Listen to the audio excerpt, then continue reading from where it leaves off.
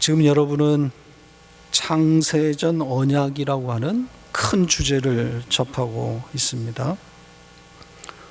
어떤 분들에게는 생소한 주제가 될지도 모르겠습니다. 왜냐하면 대부분의 교회가 말하고 있지 않기 때문입니다. 예정과 선택을 말하려면 창세전 언약에 따라서 어린 양의 죽음을 말해야 되는데 예정과 선택을 가르치지 않으니까 이 창세전 언약도 들을 기회가 없는 거죠. 창세전 언약은 말 그대로 창세전에 일어난 일입니다. 우주의 기원이 있기도 전에 일어난 일입니다. 시간 개념으로 말하면 영원전 혹은 시간 없음, 그 차원에서 일어난 일입니다. 우리는 그것을 편의상 묵시라고 그렇게 부르고 있습니다.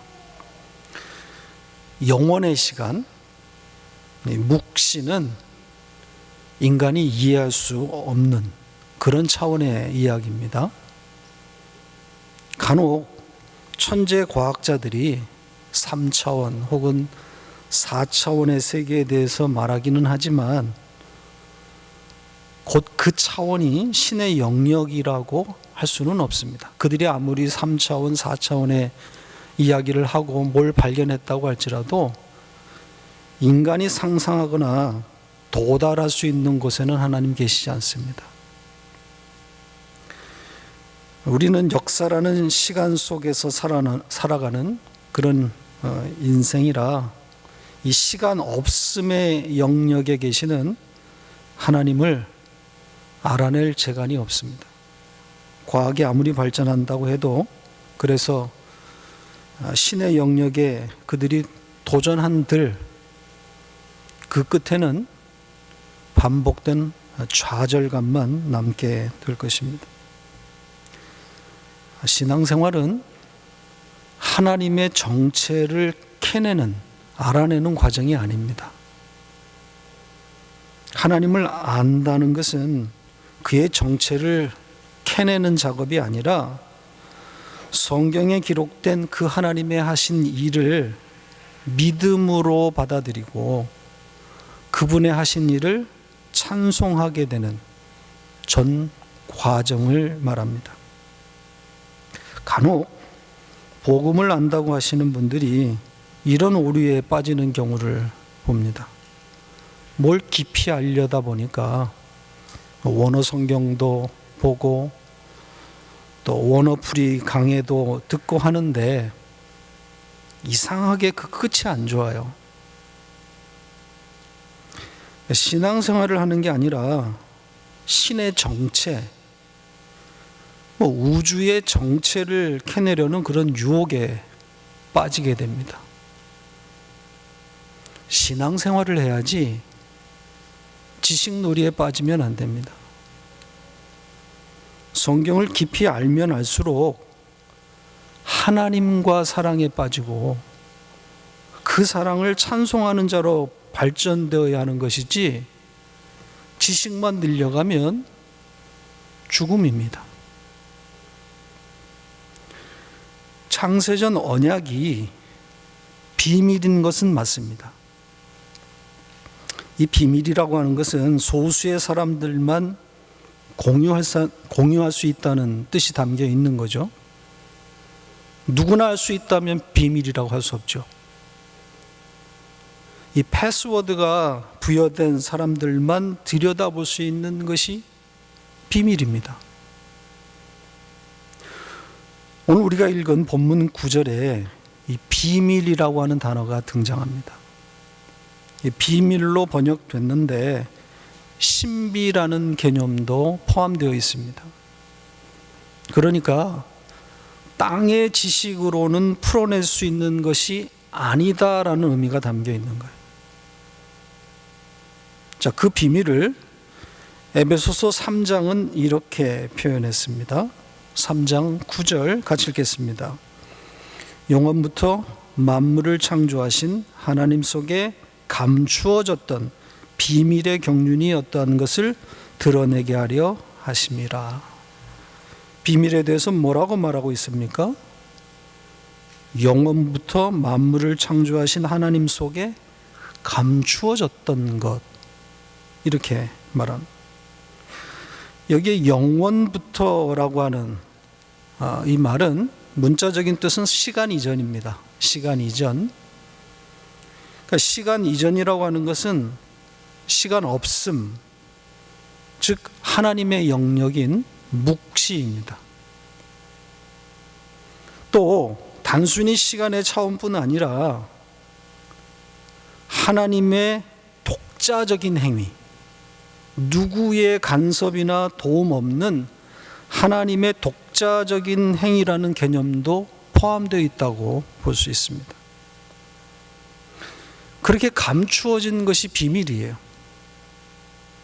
그러니까 시간 없음, 그 영원 가운데 묵시에서 일어난 일이기 때문에 당연히 감추어져 있는 거죠. 그런데 그런 비밀이 어떤 사람들에게 열렸다는 겁니다. 그 감추어진 것이 드러나기 시작했다는 거죠. 창세전 그 언약의 신비가 어떤 소수의 사람들에게 열렸습니다. 그들이 누굽니까? 그들이 바로 오늘 본문 9절에 사도 바울은 우리들이다, 이렇게 말합니다. 우리들에게 열렸다. 그 뜻의 비밀을 우리들, 바로 여러분들에게 알리셨다고 합니다. 창세전 언약으로 말미암아 그리스도 안에서 그리스도로 말미암아 예정과 선택을 입은 자들을 말하고 있는 겁니다. 오직 그들에게만 비밀이 열리는 겁니다. 근거는 예정과 선택입니다. 그러니까 우리의 영역 밖의 일이다, 이 말이에요. 예정과 선택이 근거가 되어서 비밀이 열렸다고 하는 것은 우리의 영역 바깥에서 일어난 일이라. 그러니까 인간에게는 어떤 선택의 권한이 부여되지 않았다는 거예요.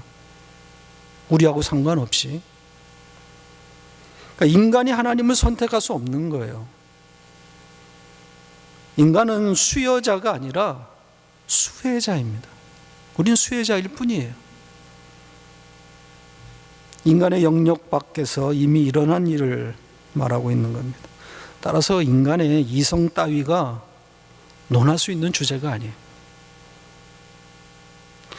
자, 그런데 흥미로운 것은 그 비밀, 그 창세전 언약이 어떤 방식으로 하나님의 택한 백성들에게 열렸는지를 암시하는 내용이 발견되고 있어요. 어떤 방식으로 열렸는가? 8절입니다. 다시 읽어볼까요? 같이 읽겠습니다. 이는 그가 모든 지혜와 총명을 우리에게 넘치게 하사, 이런 방식입니다.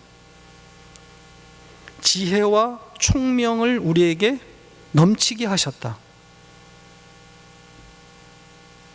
자, 그러니까 이 지혜와 총명이 이 비밀을 여는 패스워드다, 이 말이에요.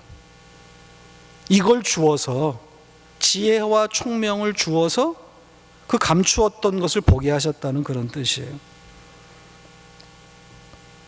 그러니까 창세전 어린 양의 죽음으로 말미암아 예정과 선택을 입은 어떤 사람들에게 어느 날 이 지혜와 총명이 부어진 거예요.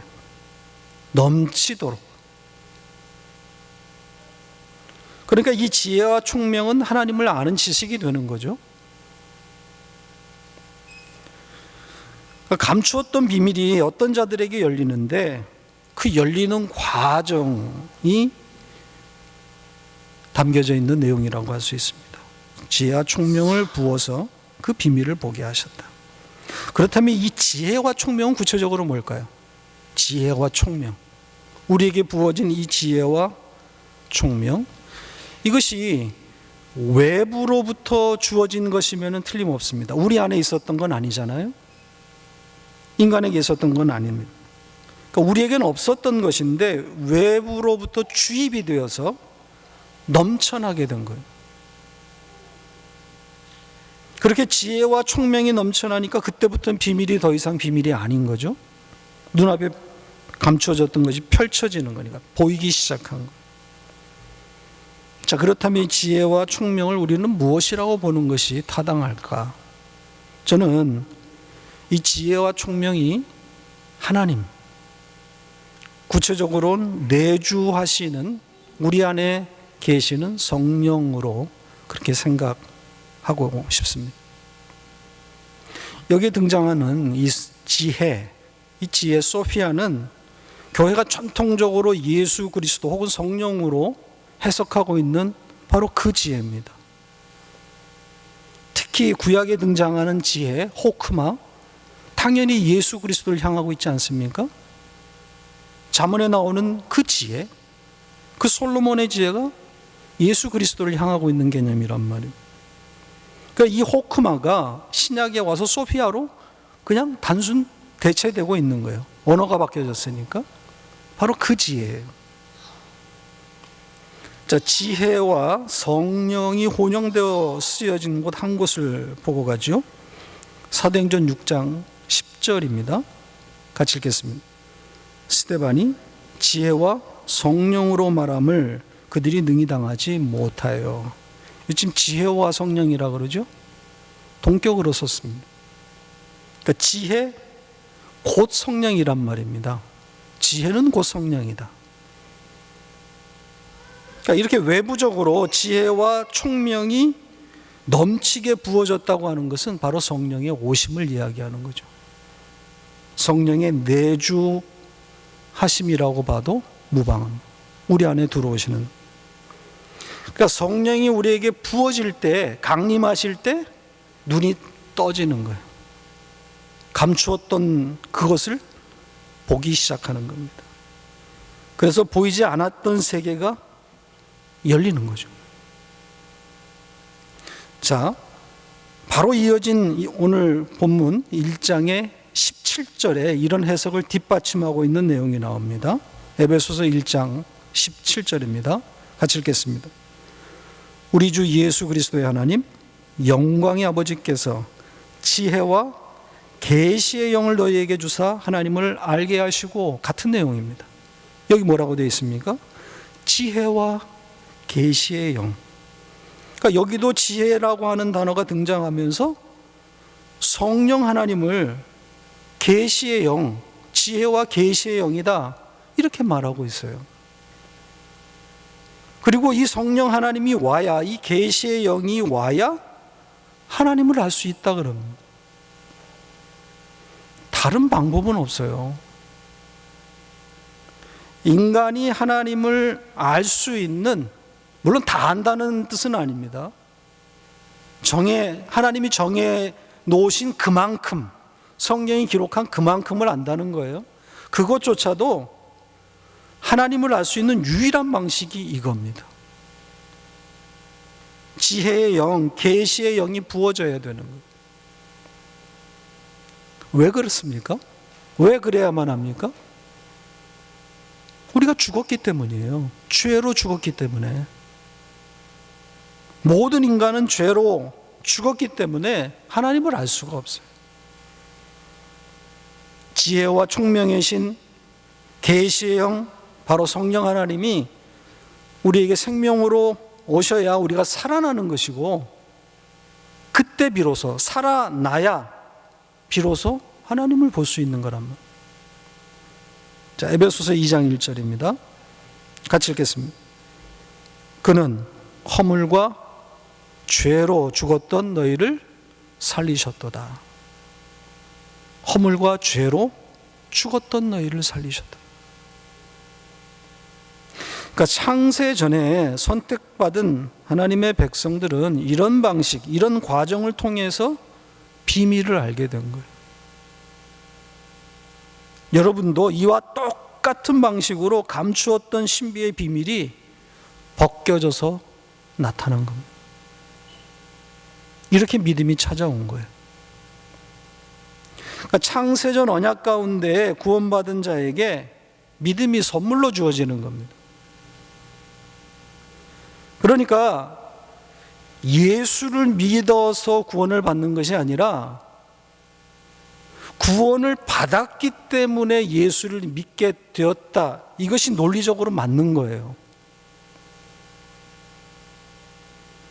보통 우리가 예수 믿어서 구원받는다 그러는데 잘 따져보면 창세전 언약 가운데서 예정이 있었기 때문에, 선택이 있었기 때문에 믿음이 찾아오는 것이고, 그렇게 구원을 받았기 때문에 예수를 결과적으로 믿게 된 거예요. 이게 맞는 겁니다. 그러니까 믿음으로 구원받는다고 하는 것은 내가 믿어서 혹은 내가 믿었기 때문에 구원받는다는 그런 뜻이 아니라 하나님의 믿음이 나를 구원한다는 의미로 받아들이셔야 돼요. 그렇게 이해하셔야 돼요. 그것이 6절의 내용입니다. 거저 주신 바 되었다 그러잖아요. 그러니까 거저 주셔야 되는 거예요. 우리는 그냥 받아야 되는 거란 말입니다. 내가 믿었기 때문에 구원받는다? 이건 안 되는 거예요. 이건 지금 본문이 말하고 있는 내용과 정반대예요. 인간 쪽에 어떤 조건도 개입하지 않았다는 뜻입니다. 거저 주었다고 하는 것은 인간 쪽에서 한 일이 없다는 거예요. 이 모든 일은 그의 사랑하시는 자 안에서 일어난 일이라고 합니다. 사랑하시는 자, 이게 반복되어서 지금 의미로 보면 반복되어서 등장하는 표현들입니다. 거의 매 구절마다 이런 표현들이 나오고 있습니다. 3절부터 14절까지 이 예수 그리스도를 지칭하고 있는 이런 내용이 12번이나 나옵니다. 그러니까 거의 매절마다 그의 안에서, 보시면 3절에 그리스도 안에서, 4절에 또 그리스도 안에서, 5절에 예수 그리스도로 말미암아, 6절에 지금 말하고 있는 그의 사랑하시는 자 안에서, 7절에 그리스도 안에서, 또 그의 피로 말미암아, 9절에 또 그리스도 안에서, 10절에 또 그리스도 안에서, 11절에 그 안에서, 12절에 또 그 그리스도 안에서, 13절에 그 안에서, 그 안에서 두 번 반복되고 있어요. 전부 똑같은 내용이에요. 전부 그리스도 예수 안에서. 그러니까 예수 그리스도, 어린 양 예수 그리스도의 죽음을 직간접적으로 담고 있는 내용들입니다. 즉 예수 그리스도를 사랑하시는 자로 번역을 했는데 이게 아가페를 담고 있다는 뜻이에요. 사랑하시는 자라고 하는 이 단어의 뜻은 아가페를 담고 있다. 아가페를 품고 있다. 그러니까 아버지의 사랑이 전가된 자, 그 사랑을 품은 자, 품고 있는 자, 그런 뜻입니다. 그렇게 아버지의 사랑, 그 사랑 자체이신 그 예수를 죽여서 십자가를 세움으로 당신의 택한 백성인 여러분들을 살리셨다는 거예요. 우리에게는 거저 주신 바지만 아버지에게는 그 아버지의 사랑을 품은 그 독생자를 죽이신 잔인하고 처절한 사랑인 거죠. 우리에게는 거저 주신 바이지만 아버지에게는 가혹한 사랑인 거예요. 자, 그 유명한 요한복음 3장 16절입니다. 그 아가페의 사랑이 들어가 있는 내용입니다. 같이 읽겠습니다. 하나님이 세상을 이처럼 사랑하사 독생자를 주셨으니 이는 그를 믿는 자마다 멸망하지 않고 영생을 얻게 하려 하십니다. 여기에 이 사랑하사 아가페의 사랑을 이야기하는 것. 같은 단어인 아가페를 사용해서 우리를 향한 당신의 사랑을 표현하셨어요. 아가페를 품은 아들을 죽여서, 독생자를 죽여서 당신의 택한 백성에 대한 아가페의 그 사랑을 주신 겁니다. 우리가 바로 그 사랑을 받은 자들이에요. 그래서 7절에 속량이라고 하는 단어가 나오는 겁니다. 속량. 값을 치러서 풀어주었다. 값을 주고 그 생명을 샀다. 속전을 주어서 그 사람을 샀다. 이런 뜻입니다. 성경 어디를 펴도 아주 쉽게 발견되는 개념입니다. 속량. 그러니까 사는 방법은 이것밖에 없어요. 죄로 죽은 자들이 살아날 수 있는 방법은 이것밖에 없습니다. 값을 치러야 된다는 거예요. 속전을 내야 된다는 거예요. 성경이 책마다, 각각의 책마다 다른 구원의 방식을 제시할 수 있습니까? 세대주의자들은 시대마다 하나님의 구원 방식이 달라졌다고 주장합니다. 때로는 짐승을 죽여서 구원을 하고, 때로는 율법을 지킴으로 구원을 받고, 때로는 십자가로 구원을 받고, 뭐 이런 식이에요. 시대마다 구원의 방식이 달라졌다는 거죠. 이런 논리를 가지고 십자가 이후에 소위 성령 시대, 은혜 시대라고 하는 이 시대에 또 다른 구원의 방식을 말할 수 있게 되는 거죠. 시대마다 구원 방식이 달라졌으니까. 그래서 예수와 십자가가 없는 구원이 가능하게 되는 겁니다. 원형과 그림자를 혼동하고 있는 거예요. 그림자는 원형과 다른 그림을 만들어내지 않습니다. 항상 원형만큼만 담아낸단 말이죠. 원형이 뭡니까? 원형이 창세전 어린 양의 죽음이에요. 그 어린 양이 대신 죄값을 치루었다고 하는 것이 이 속량이란 단어에 들어가 있는 거란 말입니다. 창세전에 묵시 가운데 그 어린 양의 죽음, 이게 원형이에요. 따라서 이 그림자인 이 역사는, 혹은 성경은 이 원형을 그대로 담아내야 되는 거죠. 성경마다 다른 그림을 낼 수가 없어요. 원형이 어린 양의 죽음인데, 그러니까 모든 성경은 그 어린 양의 죽음을 담고 있어야 된단 말입니다. 대속, 속량, 각기 다른 구원의 방식이 있을 수가 없습니다. 만약 성경이 그런 그림을 그려내고 있다면 그건 성경에 들어올 수가 없는 거죠. 성령 하나님이 저자인 성경, 우리는 그렇게 고백하고 있지 않습니까? 성경은 성령 하나님이 직접 쓰신 것이다. 물론 하나님의 여러 사람들을 통해서. 그래서 오류가 없다고 우리는 고백하지 않습니까? 성경은 하나님의 말씀이고 오류가 없다. 그러니까 성령 하나님이 저자인 성경에서 창세전 원형인 그 속량의 그 방식 외에 다른 것을 기록할 수 있겠습니까?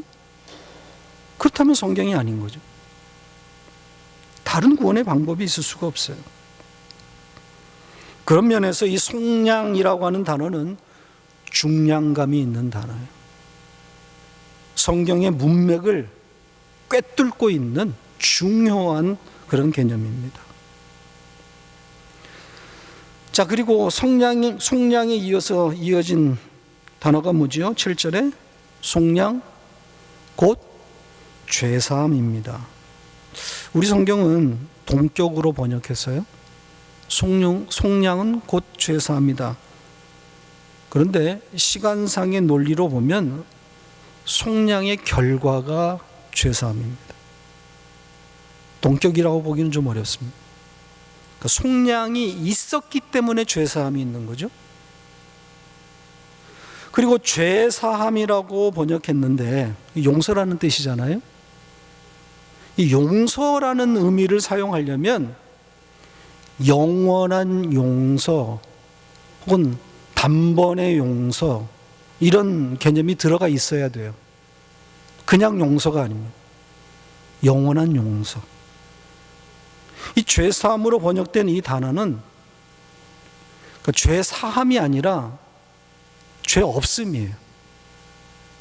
죄없음. 죄의 삭제라는 뜻입니다. 그러니까 지속적이고 반복적인 어떤 용서가 아닌 단번, 한 번의 영원한 용서를 말하고 있는 거예요. 따라서 반복적인 회개는 성경적인 개념이 아닙니다. 회개라는 말이 잘못 알려져 있어요. 어떤 구체적인 행동에 대해서 후회하고 또 그것을 하나님께 아뢰는 정도라고 생각하는데 그런 것이 아니에요.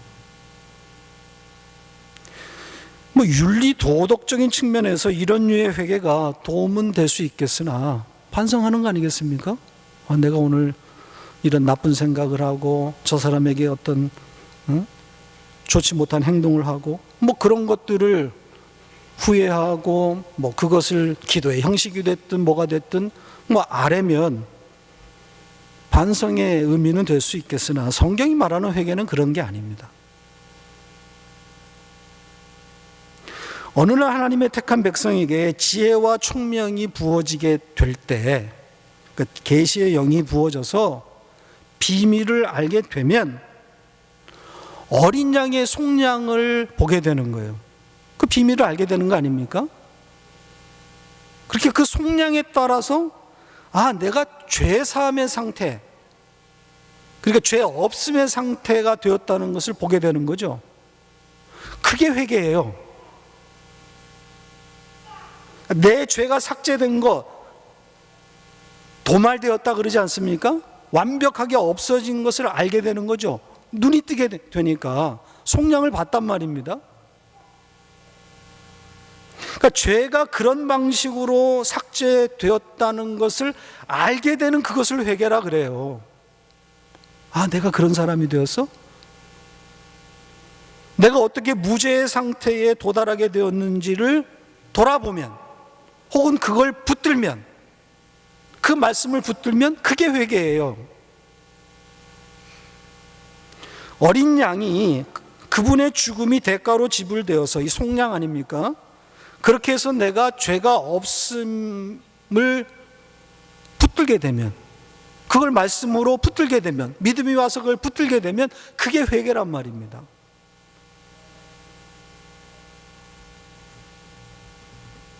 그러니까 회개에 대한 정의를 우리가 바로 할 필요가 있어요.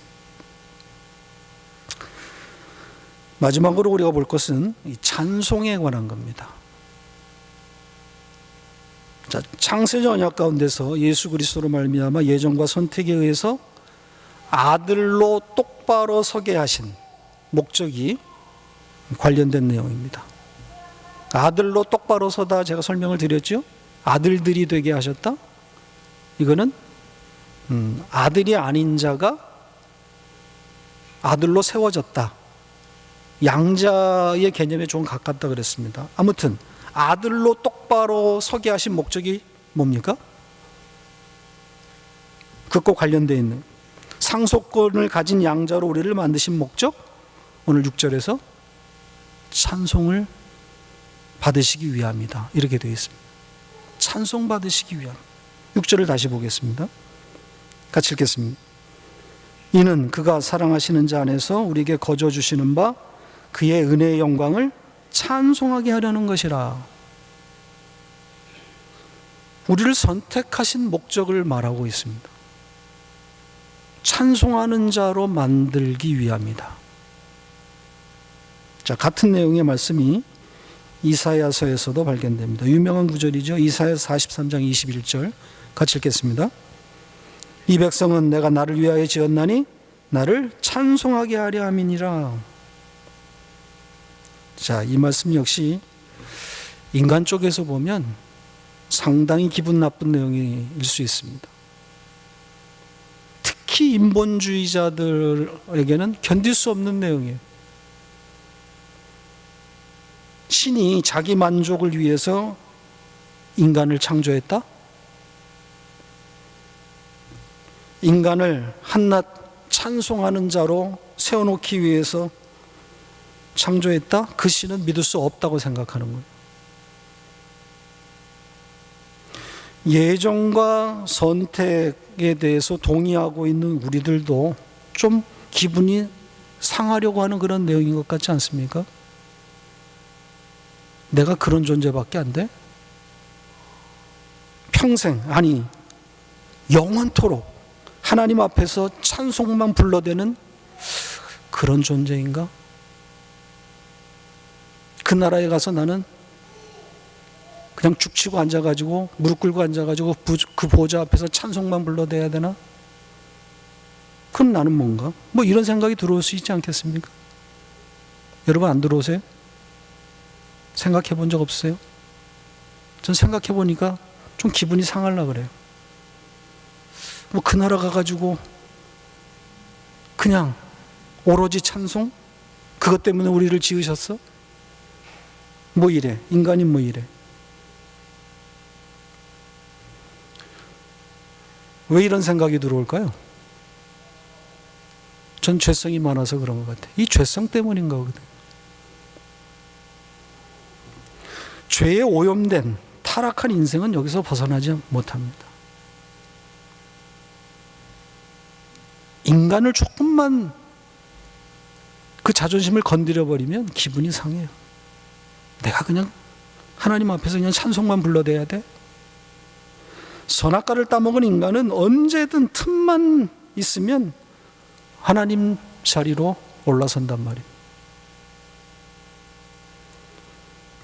그래서 인간을 깔아뭉개는 말씀이 나오면 기분이 상하는 거예요. 나를 건드리잖아요. 영원토록 하나님을 찬송하는 것이 어떻게 인간의 최대 행복일 수 있는지 하나님의 영역과 그 세계를 경험한 적이 없는 우리로서는 설명할 재간이 없습니다. 이해할 수도 없고 설명할 수도 없어요. 하나님을 영원토록 찬송하는 것이 인간 최대의 행복이다? 이해할 수 없고 설명할 수는 없지만 영원토록 하나님을 찬송하는 것이 우리의 최대의 기쁨이라는 것을 믿을 수는 있습니다. 그렇게 하실 수 있는 분이 하나님이라는 것을 우리는 알고 있기 때문에 그래요. 하나님을 신뢰한다고 하는 것은 그런 것 아니겠습니까? 다만 우리가 그 세계와 그 하나님의 영역을 경험한 적이 없기 때문에 이해가 안 되고 설명이 안 되는 것뿐이에요. 우리가 하나님을 신뢰한다고 하는 것은 하나님을 영원토록 찬송하는 것이 우리 인간의 최대의 기쁨이고 행복일 것이다. 하나님은 능히 그렇게 하실 수 있는 분이다. 우리는 그렇게 그분을 신뢰한단 말이에요. 그리고 여기에 찬송한다고 하는 것은 노래 부른다는 뜻으로 이해하시면 안 됩니다. 그러니까 천국에서 하루 종일 혹은 영원토록 노래하는 일을 할 것이다. 그런 말이 아닙니다. 이 찬송이라고 지금 번역된 이 단어의 뜻은 노래 부르다가 아니에요. 에피와 아이노스의 합성어거든요. 그래서 에파이노스가 되는데 이 말은 위의 말을 하다예요. 혹은 위의 말을 인식하다입니다. 위의 것. 그러니까 이 찬송이라고 하는 것은 본질적으로 노래가 아니라 하늘의 말을 아는 것 혹은 그 말을 하는 것, 이게 찬송이에요. 그 위의 것이 뭐겠어요? 방금 읽은 6절에 힌트가 나와 있지 않습니까? 뭐라고 되어 있습니까? 거저 주시는 바 은혜의 영광, 그걸 찬송한다 그러잖아요. 이게 위의 거잖아요. 거저 주시는 바 그 은혜의 영광을 찬송하는, 거저 주신 그 은혜를, 그게 바로 위의 거예요. 그걸 말한다는 거예요. 그걸 인식한다는 거예요. 그러니까 하나님의 하신 일, 사랑 안에서 자기 아들을 죽여서 우리를 살려내신 그 행위, 그게 위의 거예요. 위의 일입니다. 그걸 말하는 거, 그걸 인식하는 걸 찬송이라 그래요. 그러니까 단순히 노래 부르는 것이 아니란 말이에요. 그래서 요한계시록에서는 하나님의 백성이 부르는 찬송을 뭐라고 한다고 했습니까? 제가 여러 번 이야기한 거 아닙니까? 하나님의 백성이 부르는 그 노래, 새 노래, 그리고 어린 양의 노래. 자, 이것만 확인하고 오늘 말씀을 마치겠습니다. 요한계시록 14장 3절입니다. 같이 읽겠습니다. 그들이 보좌 앞과 내 생물과 장로들 앞에서 새 노래를 부르니 땅에서 속량함을 받은 14만 4천 밖에는 능히 이 노래를 배울 자가 없더라. 오늘 본문과 거의 같은 단어들이 계속해서 나오고 있죠. 성경이 다른 이야기를 하겠습니까? 자, 하나님 앞에서 새 노래를 부르는데 어떤 자들만 배울 수 있다 그럽니까? 속량을 입은 14만 4천. 그들만 배울 수 있는 노래라 그러죠. 이 14만 4천 뭘 상징한다 그랬습니까? 예, 택한 하나님의, 구원받는 하나님의 택한 백성의 완전수입니다. 12 곱하기 12 곱하기 1000, 꽉 찬 수 1000 해서 완전한 하나님의 택한 백성. 그러니까 택한 백성 하나님이 한 사람도 빠짐없이 구원하신다, 이런 의미가 담겨 있다 그랬어요. 14만 4천은 문자적인 뜻은 아무런 의미가 없다 그랬습니다. 이 14만 4천이 부르는 이 새 노래, 이게 찬송이에요. 하늘의 말을 한다는 거예요. 위의 것을 말한다는 거예요. 그래서 이 새 노래를 어린 양의 노래라고도 계시록이 말하고 있는 거예요. 계시록 15장 3절입니다. 같이 읽겠습니다. 하나님의 종 모세의 노래, 어린 양의 노래를 불러 이르되 주 하나님 곧 전능하신 이시여 하시는 일이 크고 놀라우시도다. 만국의 왕이시여 주의 길이 의롭고 참되시도다. 자, 모세의 노래 그리고 어린 양의 노래, 이렇게 했는데 왜 다른 것들은 잘 곧 그렇게 동격으로 써놨는데 여기서는 그렇게 쓰지 않았을까요? 모세의 노래 곧 어린 양의 노래예요. 컴마로 지금 번역을 해놨는데 자신이 없었던 거죠. 모세의 노래가 어떻게 어린 양의 노래가 되나? 이게 이해가 안 된 사람이 아마 번역한 것 같아요. 귀가 없는 거예요. 들을 귀가 없는 거예요. 모세의 노래가 왜 어린 양의 노래와 동격이 되는지 굳이 설명을 안 해도 여러분들 아시지 않겠습니까? 모세가 다른 이야기를 한 게 아니잖아요. 모세도 이스라엘 백성들에게 어린 양을 전한 거예요. 그렇지 않습니까? 원형을 봤으니까 시내산에 올라가서 뭘 봤겠어요? 원형을 봤다니까요. 이 계시록에 이 원형을 봤단 말이에요. 어린 양의 죽음을 봤을 거 아닙니까? 그러니까 모세가 노래를 불렀다고 하는 것은 그가 본 그 어린 양, 그걸 보고 노래한 거예요.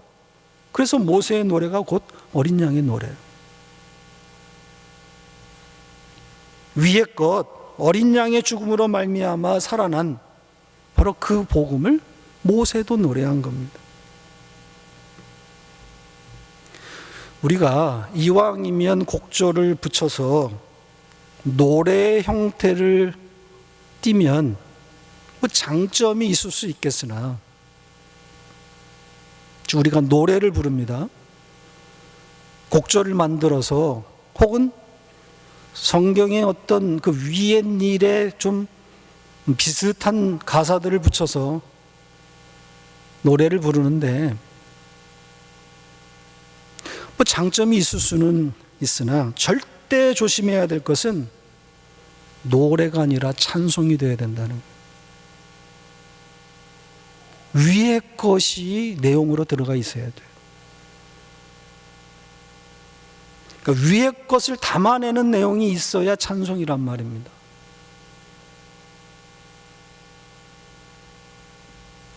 자, 말씀을 맺겠습니다. 거저 주시는 그 은혜를 담아야 찬송입니다. 어린 양의 노래, 즉 어린 양을 죽이신 그 속량하신 하나님의 사랑을 담아내야 찬송입니다. 하나님이 우리에게 가장 듣고 싶어 하는 것이 찬송이에요. 찬송의 다른 말이 뭐겠습니까? 사랑의 고백이에요. 여러분은 얼마나 자주 이 찬송, 사랑의 고백을 하고 계십니까? 하나님께 사랑한다고 마지막으로 고백한 적이 언제입니까? 오늘 우리가 찬송에도 그렇게 고백을 했는데 정말 그것이 비밀이 보여져서 감추어졌던 비밀이 열려져서 그렇게 해서 속으로부터 깨달아서 여러분이 주님 사랑해요. 나는 어떤 것과도 바꿀 수가 없습니다. 그 하나님을. 그렇게 여러분들이 고백하면서 그 곡조 있는 노래를 불렀다면 그게 아마 최근의 여러분의 사랑의 고백일 겁니다. 하나님은 지금 그 고백, 그 찬송을 기다리고 있습니다.